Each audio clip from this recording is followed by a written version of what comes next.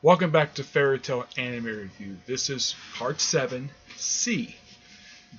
I'm talking about the Sun Village arc, which is episodes 227 to 233. Now, this arc in the manga basically covered at least 15 chapters. Not very long arc. It's like chapters 341 through 45. I had to look it up because it's been a little while since I read the manga. Pretty much this whole point of this arc is just basically setting up the final arc of the season, which is the whole thing with Tartarus. I'll get to that next video when I finish up the season, of course. This particular quick little arc is, well, it's roughly 7 episodes, so I was able to breeze right through this one pretty quickly. I was actually quite surprised to get through this thing so quickly, because normally arcs like this don't usually take me this long to do. Now, I have come across arcs that basically have been this short before. I've seen this also in Naruto, and I've seen this in Bleach, where they've had a quick little, like 7-8 part story arc and then just move on to the next thing.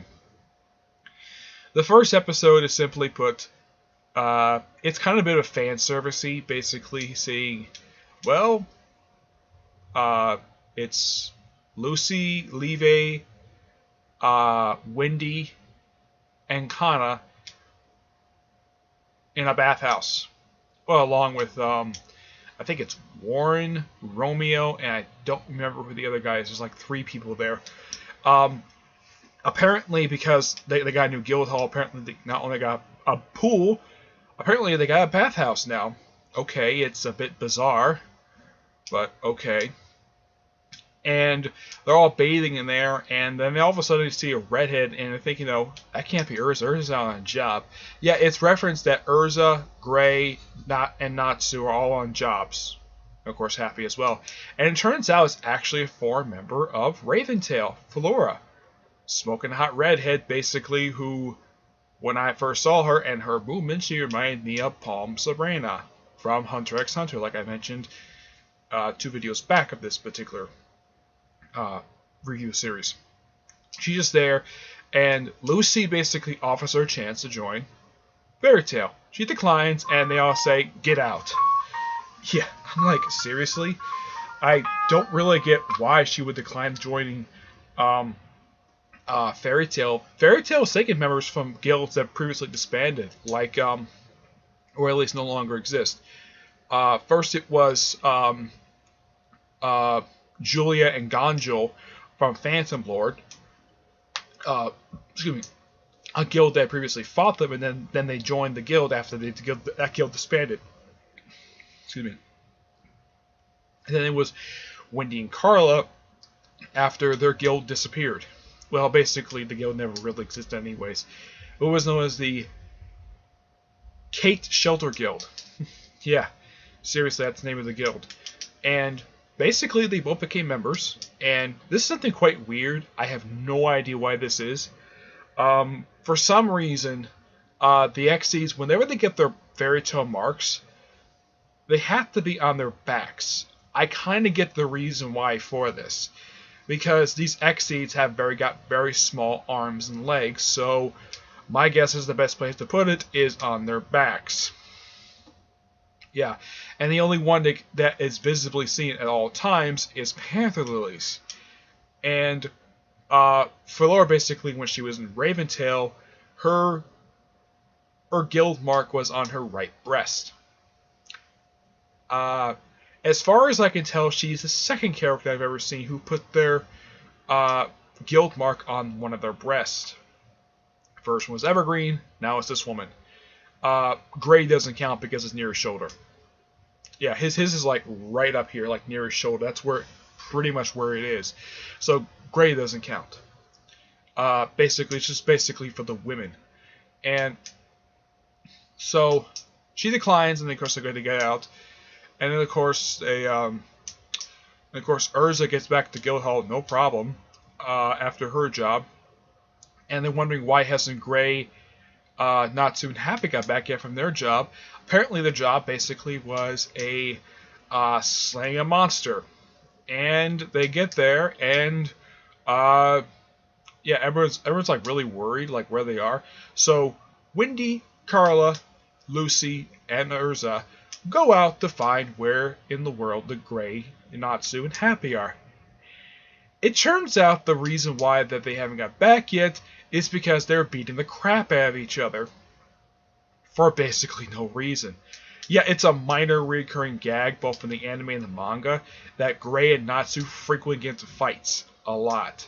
Yeah, let me list off the frequent gags basically that the anime and manga had. Gray and Natsu fighting, Gray stripping down into his underwear without him noticing, the character showing up at Lucy's house. This happens all the time. Let's see.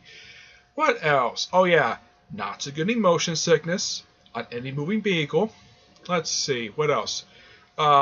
This is not exactly a really big gag. Wendy has a tendency to trip over and land in her face. She's done this a few times, but it's not exactly a recurring gag. I'm trying to think though, what other recurring gags are there?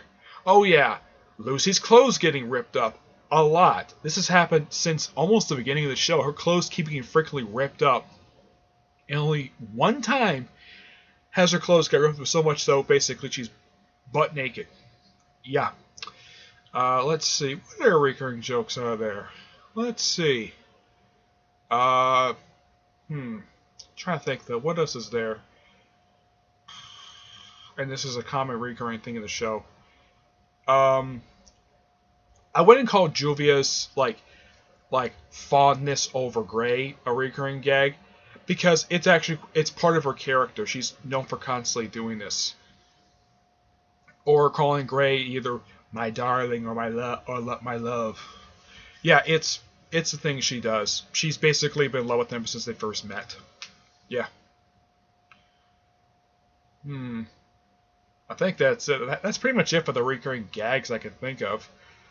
Oh yeah, another recurring gag. And this doesn't happen that much anymore, but it happened really early on. Urza being scary to Natsu and Gray for, well, doing whatever. Yeah, it's a minor thing. Let's see. Yeah, that's all the recurring gags I can think of. And these happen on a constant basis. Oh yeah, another gag. Happy constantly eating fish or talking about fish. Yeah, this happens constantly. He's always thinking about fish. Yeah, this is on a constant basis. But those are the only gags I can think of. Let's see. What else for this arc? Let's see. They're pretty much, then pretty much when they get back to the guild hall after they calm down, they get an emergency job request because this is, and according to Mira J, this has happened several times since they won the Grand Magic Games.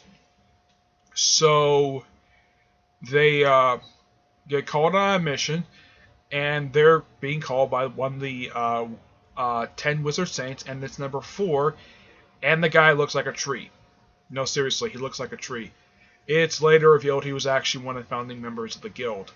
Yeah, because he pulls back his long sleeve that he's wearing, and he has a fairy tale mark on his forearm.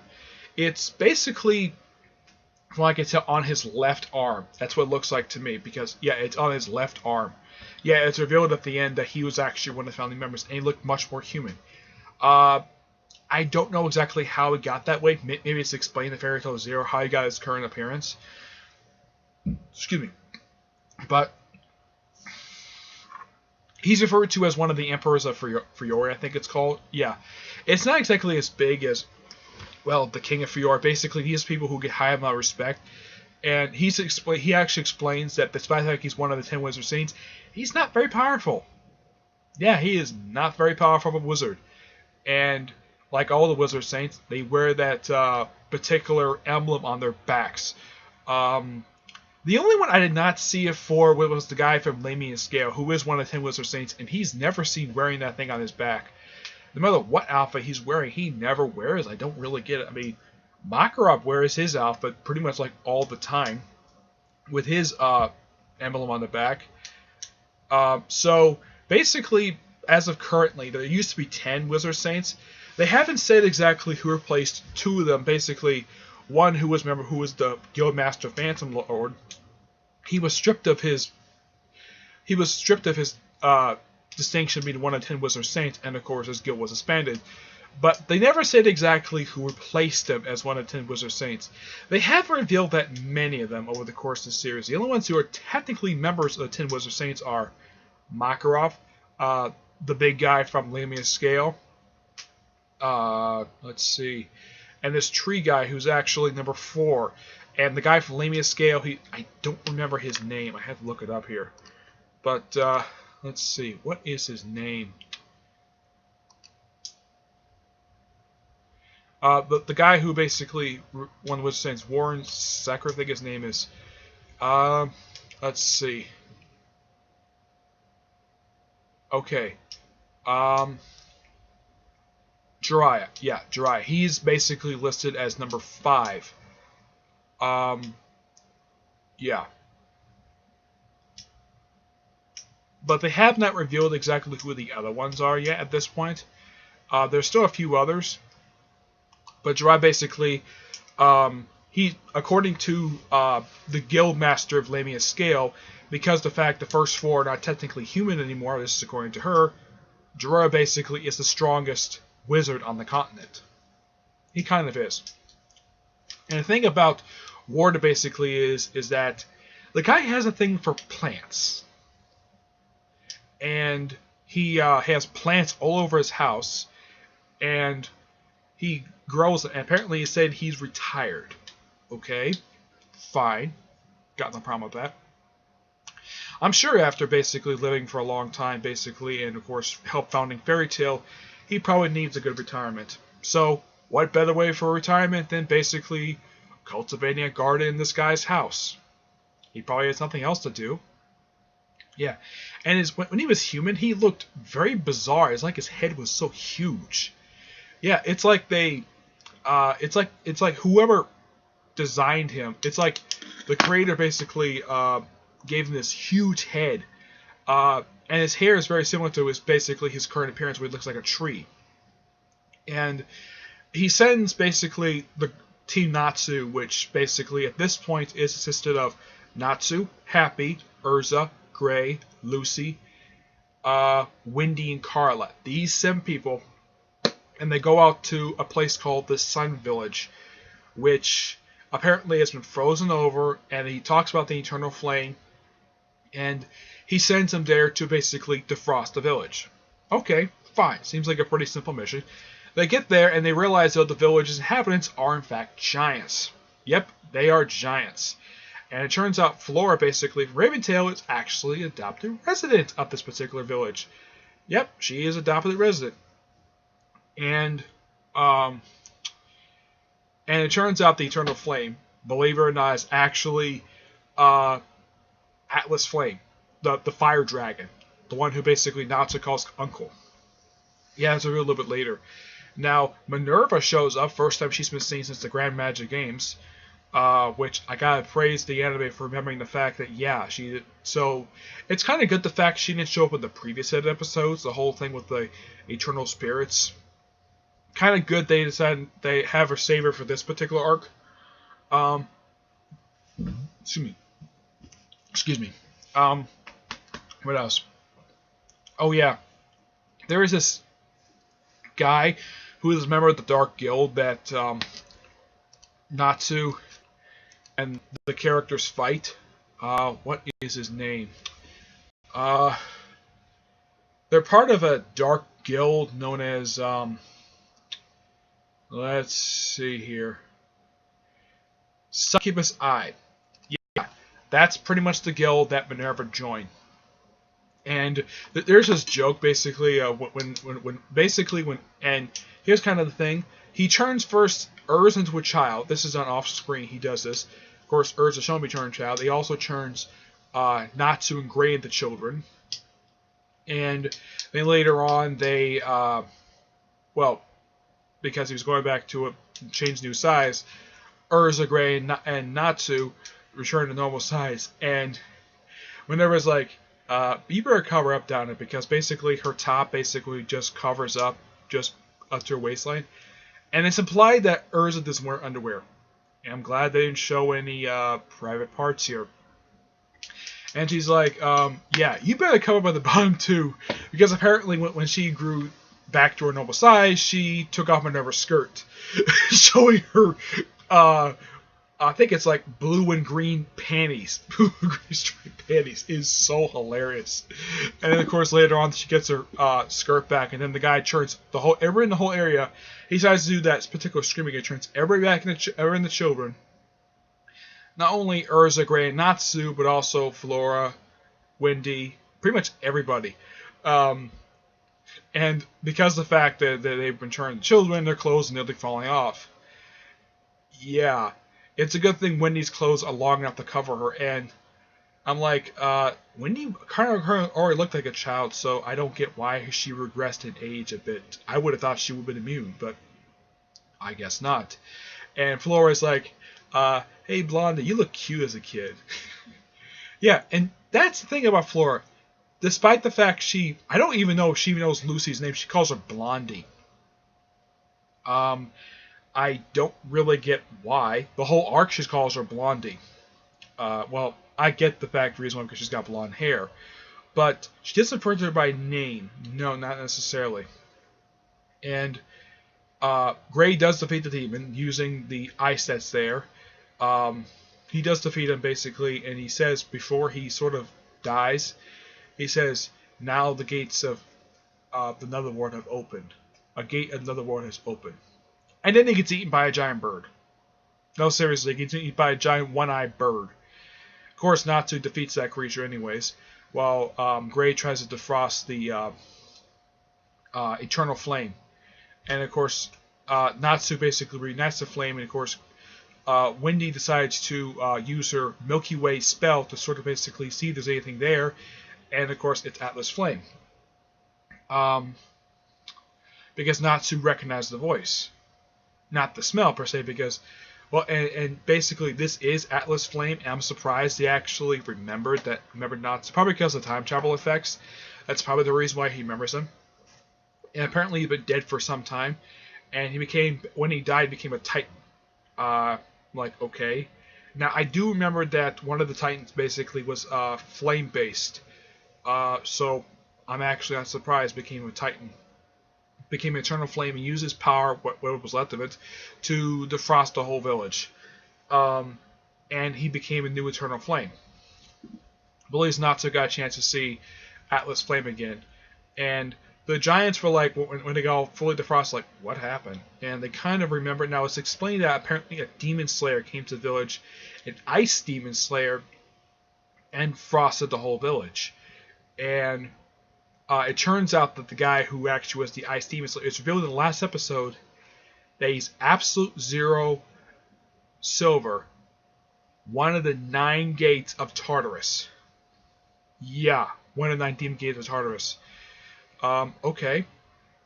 Quite ingenious. The fact that the guy behind the whole ice thing is the guy who's going to be one of the main villains of the next arc.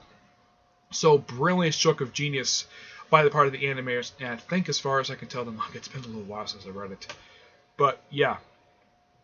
This by far was a good standalone-ish arc in a way. Even though pretty much the whole point of this arc is to set up the Tartarus arc. I don't know how long it is. I have to look up exactly how long the arc is, but so they adapted 15 chapters into 7 episodes, which, okay, that's fine. I'm sure they probably had a couple of them, at least about 3 or 4 of them, where they just basically a few of these episodes where they're just adaptations of 2 chapters in 1 episode, which is nothing unusual. I've seen this also in several different other animes where they do this, but I would call this Sun Village arc the calm before the storm. That's essentially what it is. It's a small little arc before leading into the next arc. Now, Flora, as far as I can tell, in terms of the manga and, of course, the anime, she does not come back. She stays in Sun Village, and that's where she stays for pretty much the rest of the time. But yeah, the ending does lead into the next arc. But this was a pretty good arc nonetheless. It's a quick 7-episode thing. So, yeah, once you get to this point, you can just breeze through this arc in just a couple hours at best. That's if you're binge watching like me. Okay? So that's really it for this episode. Stay tuned for part 7D. That probably won't be up until maybe Thursday at best because there's new comics come out tomorrow. And that will be talking about the last arc of the season, the Tartarus arc. An arc that's 32 episodes long, which makes it probably the second longest arc of the entire series. Yeah, second longest arc. I would say the third longest is probably the S-Class Trials, which that was, as far as I can tell, about, well, basically episodes are part of that set of episodes. I think it's about 29. So this one is a little bit over that when it comes to that, okay? But, yeah, good set of episodes. Back to canon stuff. No more filler after this for the rest of the season. And then once the next set of episodes finish, I'm going to do my review. Next thing after that will be Fairy Tail Zero. And I looked it up for Fairy Tail Zero. Only the first 10 episodes adaptation of the Fairy Tail Zero, well, miniseries. The last couple episodes is just basically the 1 year later stuff. Okay? But I will talk about that in a later video of this series. Okay? But until I see you all in my next video, which tomorrow's probably first video probably going up, is a review of this week's Boruto episode, which I'll watch at tomorrow. Okay? But until then, I will see you there. Bye.